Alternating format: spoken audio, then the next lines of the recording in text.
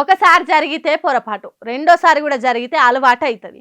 హాగు అట్లా అలవాటు తీరుగా సినిమా టాకీస్ల ముంగట తొక్కిస్లాటలు కావద్దని గట్టి నిర్ణయం తీసుకున్నదట తెలంగాణ సర్కారు. హరిహర వీరమల్లు సినిమా విడుదలైనందుకు ఎప్పటికంటే ఓ 10 మంది పోలీసులని ఎక్కువనే పెట్టింది టాకీస్ల ముంగట. ఫ్యాన్స్ అయినా పార్టీ క్యాడర్ అయినా ఎక్కువ తక్కువ ఏషాలేసి పబ్లిక్కు తిప్పల పెడితే లాఠీలకు పని కూడా చెప్పాలని సిద్ధమై వచ్చిండ్రట. ఊకునేదేలే అన్నట్టు చేయాలని భారీ బందోబస్తు పెట్టిండ్రు.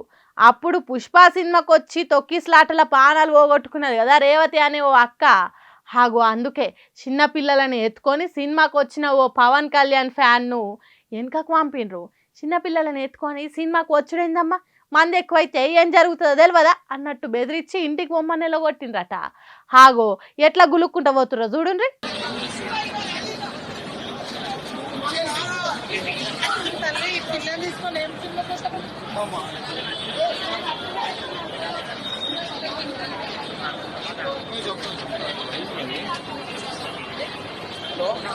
నీ సినిమా మొక్క మంగడిపోను సంకన చిన్నపిల్లనే వేసుకొని వచ్చినావా? కొద్దిగా బుద్ధి లేదా?